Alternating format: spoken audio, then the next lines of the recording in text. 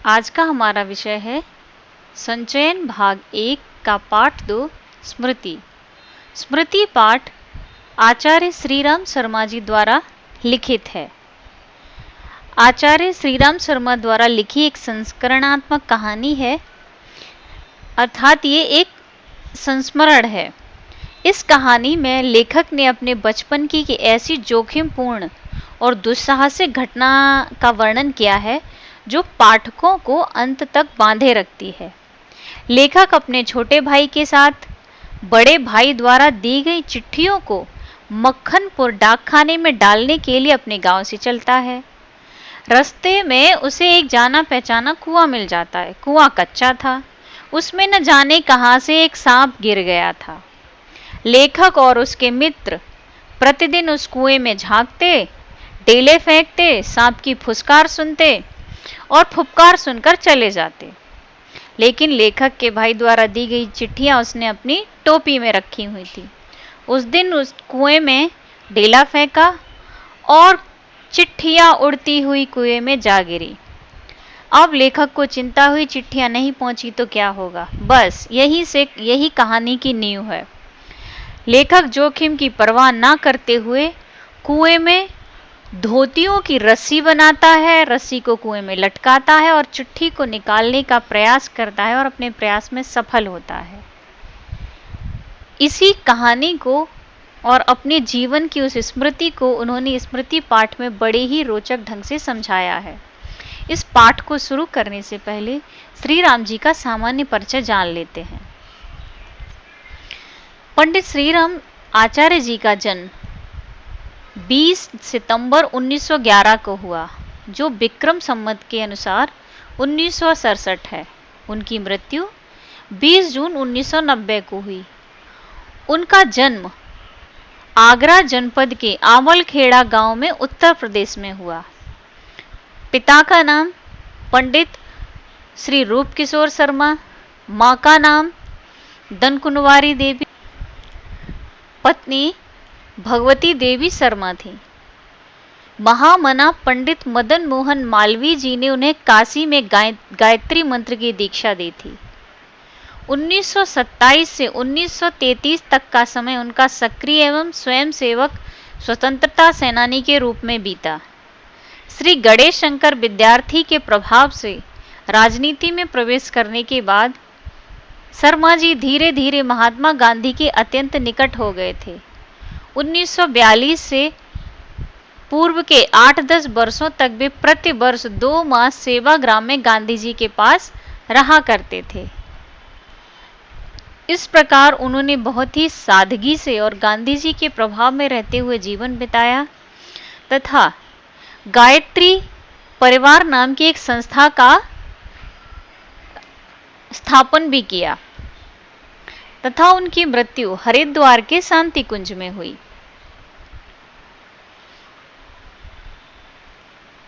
अब पाठ परिचय। सन 1908 की बात है। दिसंबर का आखिर या जनवरी का प्रारंभ होगा। चिल्ला जाड़ा पड़ रहा था। चिल्ला जाड़ा मतलब अत्यधिक सर्दी। 2-4 दिन पूर्व कुछ बूंदाबांदी हो गई थी। बूंदाबांदी मतलब बहुत हल्की बारिश हो गई थी, इसलिए शीत की भयंकरता बढ़ गई थी। शीत यानी अत्यधिक ठंड। शीत का अर्थ होता है ठंड होना, तो अत्यधिक ठंड बढ़ गई थी। सायंकाल के 3:30 या 4 बजे होंगे। कई साथियों के साथ मैं झरबेरी के बेर तोड़कर खा रहा था। अब झरबेरी के बेर क्या होता है, मैं आपको चित्र दिखाती हूँ। ये है झरबेरी के बेर। जब ये पक जाते हैं तब इस तरह के लाल कलर के दिखाई देने लगते हैं। बेर सामान्य जो हरे और पीले से कलर के बड़े बड़े होते हैं वो बेर नहीं, झरबेरी के बेर अलग होते हैं। तो लेखक झरबेरी के बेर तोड़कर खा रहा था कि गांव के पास से एक आदमी ने जोर से पुकारा, तुम्हारे भाई बुला रहे हैं, शीघ्र ही घर लौट जाओ। मैं घर को चलने लगा। साथ में छोटा भाई भी था। भाई साहब की मार का डर था, इसलिए सहमा हुआ चलता था। लेखक जा रहा था लेकिन डरता डरता जा रहा था कि घर जाऊंगा और भाई साहब की मार पड़ेगी कि शाम के समय बेर क्यों खा रहे थे। शाम के समय बेर को तोड़ना अच्छा नहीं माना जाता। इसका अगर देखें तो ये कारण रहा होगा कि पहले गांव में लाइट नहीं होती थी, तो उजाला ना होने के कारण बेर के कांटे लगने का डर है। वैसे भी रात में उजाला हो तो भी बेर के कांटे लगने का डर रहता है, उसके पेड़ में बहुत कांटे होते हैं। समझ में नहीं आता था कि कौन सा कसूर बन पड़ा, डरते डरते घर में घुसा। आशंका थी, आशंका मतलब डर था कि बेर खाने के अपराध में ही तो पेशी नहीं है, अर्थात इसलिए तो नहीं कहीं भाई ने देख लिया हो, किसी ने शिकायत कर दी हो तो बेर क्यों खा रहे थे, इसलिए वो डरता डरता जा रहा था। पर आंगन में भाई साहब को पत्र लिखते पाया, अब पिटने का भय दूर हुआ। हमें देखकर भाई साहब ने कहा, इन पत्रों को ले जाकर मक्खनपुर डाकखाने में डाल आओ, तेजी से जाना, जिससे शाम की डाक में चिट्ठियां निकल जाएं, ये बड़ी जरूरी हैं। अब शाम की डाक मतलब सुबह और शाम 2 टाइम डाक जाती है।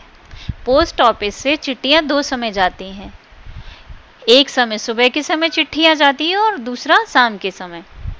अब ये बड़ी जरूरी है, इसे ध्यान रखिएगा क्योंकि ये बड़ी जरूरी है। यही बात लेखक के मन पर प्रभाव करती है और कहानी को आगे बढ़ने के लिए एक नींव भी है। जाड़े के दिन थे, जाड़े के अर्थात सर्दियों के दिन थे। तिस पर हवा के प्रकोप से कपकपी लग रही थी। तिस पर मतलब और उस पर हवा के प्रकोप से कपकपी थी। हवा मज्जा तक ठिठुरा रही थी। मज्जा क्या होता है? जो हड्डियों के भीतर जो लिक्विड भरा होता है उसको हिंदी में मज्जा कहते हैं, जैसा कि यहाँ अर्थ भी लिखा हुआ है, हड्डी के भीतर भरा मुलायम पदार्थ। अर्थात कहने का ये अर्थ है कि बहुत अधिक ठंड थी, जिससे वो तो ठंड से कपकपी उनको तो लग ही रही थी, कांप रहे थे, साथ में उनकी हड्डियां भी ठिठुर रही थी, अर्थात ठंड के मारे हड्डियां तक कांप रही थी। इसलिए लेखक ने कानों को धोती से बांधा। मां ने भुजाने के लिए चने एक धोती में बांध दिए। क्योंकि ये घटना 1908 की है और इस समय 2020 चल रहा है, यानी कि घटना 112 साल पुरानी है। उस समय अभी की तरह पैकेट में बंद भुने चने, जैसे भुने हुए मक्के के फूले, ये सब नहीं मिलते थे और उन्हें अलग से भुजाने के लिए जाना पड़ता था। तो माँ ने कहा, तुम चिट्ठियां लेके जा ही रहे हो तो ये चने भी भुंजवाते हुए ले आना। हम दोनों यानी लेखक और उसका छोटा भाई अपना अपना डंडा लेकर घर से निकल पड़े। उस समय बबूल के डंडे से जितना मोह था उतना इस उम्र में राइफल से नहीं है। मेरा डंडा अनेक सांपों के लिए नारायण वाहन हो चुका था। अब ये नारायण वाहन क्या है? नारायण कहते भगवान विष्णु को और उनका वाहन है गरुड़। अब गरुड़ क्योंकि सांपों को खाता है, सांपों की मृत्यु है गरुड़, इसलिए लेखक ने यहाँ लिखा है कि मेरे डंडे के सामने अगर सांप कहीं से आ जाए तो उसकी मृत्यु तय है। अर्थात जैसे गरुड़ के सामने अगर सांप पड़ जाए तो गरुड़ उस सांप को खा लेता है, मेरा डंडा भी उस सांप को मार देता है। मक्खनपुर के स्कूल और गांव के बीच पड़ने वाले आम के पेड़ों से प्रतिवर्ष आम झूरे जाते थे। झूरे जाते थे मतलब डंडे से तोड़ते थे वो लोग। इस कारण वह मूक डंडा सजीव सा प्रतीत होता था। मूक अर्थात गूंगा। अब डंडा कुछ बोल तो सकता नहीं है, लेकिन लेखक को ऐसे लगता था उसकी हर बात मानता है। आम तोड़ने के लिए कहता, डंडा फेंकते ही आम टूट जाते थे। और सांप को मारने की बात लेखक ने पहले बताई है, अर्थात ऐसा लगता था कि गूंगा होने पर भी जैसे सजीव सी उसकी बातें सुनता हो, उसके मन की बात जान लेता है। प्रसन्न बदन अर्थात मुस्कुराते हुए वे दोनों भाई मक्खनपुर की ओर तेजी से बढ़ने लगे। चिट्ठियों को लेखक ने टोपी में रख लिया क्योंकि कुर्ते में जेबें न थी। छोटे बच्चों की कुर्तों में जेबें नहीं हुआ करती थी, तब उसी तरह के चला करते थे। दोनों उछलते कूदते एक ही सांस में गांव से 4 फरलांग दूर उस कुएं के पास आ गए। अब रास्ते में एक कच्चा कुआं था। दोनों भाई चलते चलते उस कुएं के पास आ गए। कौन सा कुआं? जिसमें एक अति भयंकर काला सांप पड़ा हुआ था। कुआं कच्चा था और 24 हाथ गहरा। अब 24 हाथ क्यों? फुट या मीटर में लंबाई लिखी जा सकती थी गहराई उसकी, क्योंकि पहले जो मेजरमेंट होता था, नापतोल ज्यादातर लोग हाथ से किया करते थे, 1 हाथ 2 हाथ, तो इसलिए यहाँ पर वो 24 हाथ लिखा है उन्होंने। उसमें पानी न था, सूखा कुआं था। उसमें न जाने सांप कैसे गिर गया था, कहीं से चलता हुआ आया होगा और उस कुएं में गिर गया। कारण कुछ भी हो, हमारा उसके कुएं में होने का ज्ञान केवल 2 महीने का था, अर्थात जिस समय की ये घटना है उस समय केवल 2 महीने हुए थे ये जानकारी हुई कि इस कुएं में सांप रहता है। बच्चे नटखट होते हैं। मक्खनपुर पढ़ने जाने वाली हमारी टोली पूरी बानर टोली थी। अब बानर टोली क्यों कहा? बहुत शैतान होंगे बच्चे, शैतानियां करते ही हैं। एक दिन हम लोग स्कूल से लौट रहे थे कि हमको कुएं में उझकने की सूझी। अर्थात एक दिन सारे स्कूल के बच्चे थे जो वापस लौट रहे थे, लेखक और उसके मित्रगण, और उसमें कुएं में झांकने की सोची, क्योंकि पहले ही उन्होंने लिखा है बानर टोली। वैसे भी बच्चे शरारती होते हैं और शरारतें करने की उनकी हमेशा इच्छा रहती है। अब कुआं मिल गया तो अब कुएं में ताक झांक करने का मौका भी मिल गया। तो सबसे पहले उझकने यानी झांकने वाला लेखक ही था। अब यहाँ देखने भी, यहाँ देखना नहीं है, देखते तो हम सामने हैं। जब हम झांक कर देखते हैं तो उसको बोलते हैं उझकना। तो यहाँ लेखक ने उझकना देखा, उझकते हुए उस कुएं में देखा। कुएं में झांककर एक डेला फेंका कि उसकी आवाज कैसी होती है। उसके सुनने के बाद अपनी बोली की प्रतिध्वनि सुनने की इच्छा हुई। प्रतिध्वनि अर्थात टकराकर जब आवाज आती है, जैसे आप किसी खाली कमरे में हो, कोई बड़ा सा हॉल या कहीं पर भी हो, एकदम खाली कमरा, तो आप जब बोलेंगे तो गूंजती हुई आवाज सुनाई देगी, या साउंड रिफ्लेक्शन किया टकरा के जो प्रतिध्वनि आती है, वैसी ही उसे सुनने की इच्छा थी। पर कुएं में ज्यों ही ढेला गिरा त्यों ही एक फुसकार सुनाई दी। अब उसे प्रतिध्वनि तो कुछ भी सुनाई नहीं दी, अलग सा कुछ शोर सुनाई नहीं दिया, सांप के फुसकारने की आवाज सुनाई दे गई। कुएं के किनारे खड़े हुए हम सब बालक पहले तो उस फुसकार से ऐसे चकित हो गए जैसे किलोले करता हुआ मृग समूह अति समीप के कुत्ते की भौंक से चकित हो जाता है। मृग समूह जैसे हिरणों का कोई झुंड हो, किलोले अर्थात खेल कूद कर रहा हो। देखा होगा ना कि जानवरों के छोटे छोटे बच्चे या जानवर खुद भी एक दूसरे के पीछे भागने दौड़ने पकड़ने का खेल करते हैं, तो वही किलोले अर्थात खेल कर रहे थे। अचानक से अगर किसी हिरण के समूह को ऐसा लगे कि पास में कहीं कुत्ते भौंक रहे हैं। अब कुत्ते, क्योंकि जो जंगली कुत्ते होते हैं वो हिरणों का शिकार कर लेते हैं और उन्हें खा लेते हैं। अगर मृग समूह कुत्ते की भौंकने की आवाज सुन ले तो थोड़ा डर जाएगा और आश्चर्य भी होगा और देखेंगे कि ये सब आवाज कहाँ से आ रही है। ऐसे ही उन बच्चों को भी लगा। बच्चे अर्थात लेखक और उसके मित्र। उसके उपरांत सभी ने उछल उछल कर एक डेला फेंका और कुएं से आने वाली क्रोधपूर्ण फुसकार पर कहकहे लगाए। कहकहे मतलब बच्चों की आदत होती है सेखी बगाड़ने की, देख मैंने बहुत अच्छा किया, तुमने बहुत अच्छा किया। तो ऐसा ही एक एक डेला फेंका और अपनी सेखी बघारी होगी, कहकहे लगाए और चल दिए कि एक ऐसी फुसकार है कि सांप की है या जो भी। गांव से मक्खनपुर जाते और मक्खनपुर से लौटते समय प्रायः प्रतिदिन ही कुएं में डेले डाले जाते थे। अब उनके लिए ये एक मनोरंजन का साधन हो गया था।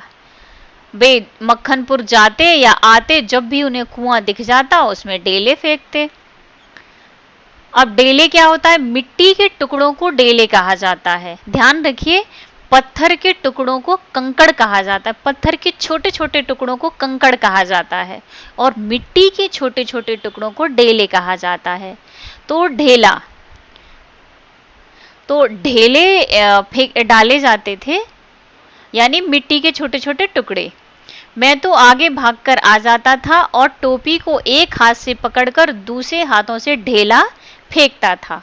ढेला अर्थात मिट्टी का टुकड़ा, ये याद रखें, कंकड़ नहीं है वो, कंकड़ पत्थर के छोटे छोटे टुकड़ों को कहते हैं। यह रोजाना की आदत सी हो गई थी। सांप से फुसकार करवा लेना मैं उस समय का बड़ा काम समझता था। बच्चों को जैसे कि सेखी बघारने की आदत होती है कि देख मेरा निशाना एकदम पक्का है, सांप में ही लगा है, देख मैंने फुसकार कर ली। ये बच्चों में एक दूसरे के साथ, और लेखक को ये सब करवा के लगता था जैसे बहुत बड़ा काम कर लिया। इसलिए जैसे ही हम दोनों उस कुएं की ओर से निकले, जैसे ही निकले मतलब जब भाई ने चिट्ठियां दी और वे चिट्ठियां लेकर मक्खनपुर के डाकखाने की तरफ जा रहे थे, तभी उन्हें कुआं दिखाई दे गया। अब क्योंकि आते जाते रोज कुएं में डेले फेंकते थे, तो उस दिन भी उनका मन हुआ कि कुएं में डेले फेंक कर फिर मक्खनपुर डाकखाने चले जाएंगे। और ये सब सोच कर वे कुएं की ओर बढ़े। छोटा भाई भी पीछे पीछे हो लिया। अब बड़े भाई के साथ ही जा रहा था, तो बड़ा भाई जहाँ जाएगा छोटा भाई भी जाएगा। ये देखिए कुएं का चित्र दिखाया गया है।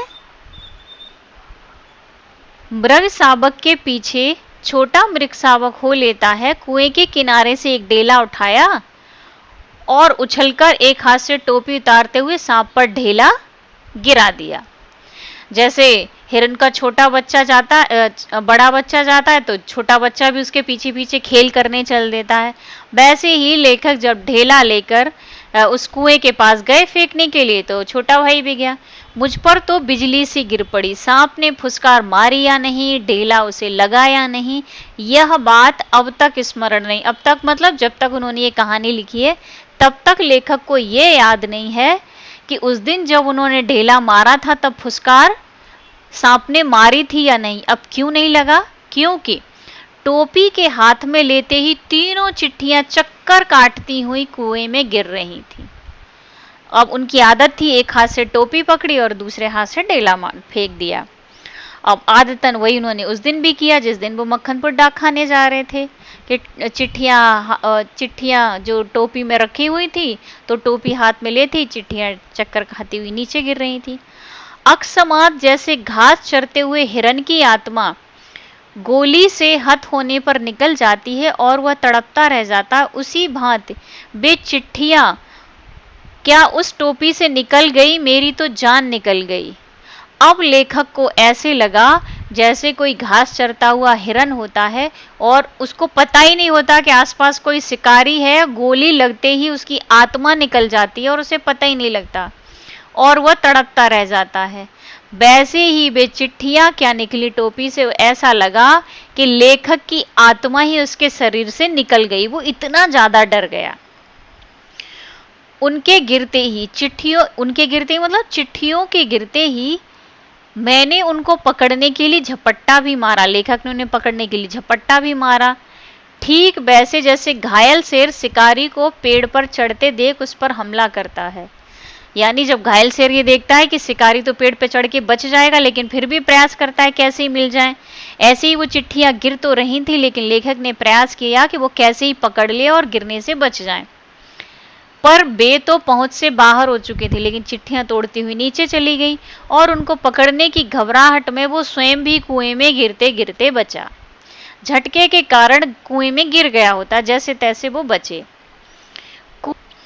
कुएं की पाट पर बैठे हम रो रहे थे, छोटा भाई ढांढे मारकर और मैं चुपचाप, आंखें डबडबाकर। आंखें डबडबाना क्या होता है? जब आप दुखी होते हैं बहुत और मुंह से आवाज नहीं निकलती लेकिन आंखों से टप टप आंसू गिरते हैं, उसे बोलते हैं आंखें डबडबाना। और ढांढे मारना, जोर जोर से आवाज करते हुए रोना। पतीली में उफान आने से ढकना ऊपर उठ जाता है और पानी बाहर टपक जाता है। मतलब मन में बहुत दुख था और वो दुख बिल्कुल ऐसे ही हो रहा था जैसे कुछ उफनता हुआ पानी और बर्तन के बाहर टपक जाता। ऐसी उनके मन का दुख आंसू बनकर उनकी आंखों से गिर रहा था। निराशा कि अरे ये चिट्ठियां कैसे गिर गईं, पिटने का भय और उद्वेग। उद्वेग मतलब बेचैनी, घबराहट हो रही थी कि अब क्या करें। परेशान हो रहे थे कि क्या करें। इन सब कारणों से रोने का उफान आता था। पलकों के ढकने भीतरी भावों को रोकने का प्रयत्न करते थे, पर कपोलों पर आंसू ढुलक ही जाते थे। कपोल मतलब गालों पर। मन में इतनी सारी चीजें चल रही थी कि क्या करें, अब क्या होगा, घर जाके कहेंगे तो मार पिटेगी, तो क्या होगा, घर जाके कहेंगे तो पिटाई होगी। माँ की गोद की याद आती थी। जी चाहता था कि माँ आकर छाती से लगा ले और लाड़ प्यार से कह दे कोई बात नहीं, चिट्ठियाँ फिर लिख ली जाएंगी। मतलब ऐसा लग रहा था कि माँ आए और बोले कोई बात नहीं, चिट्ठियाँ ही तो थी, भैया और लिख देंगे, इसमें इतने परेशान होने की क्या बात है। लेकिन ऐसा तो हो नहीं सकता था। तबीयत करती थी कि कुएं में बहुत सी मिट्टी डाल दी जाए और घर जाकर कह दिया जाए चिट्ठी डाल आए। पर उस समय में झूठ बोलना जानता ही नहीं था, अर्थात लेखक सदैव और सच्चे थे।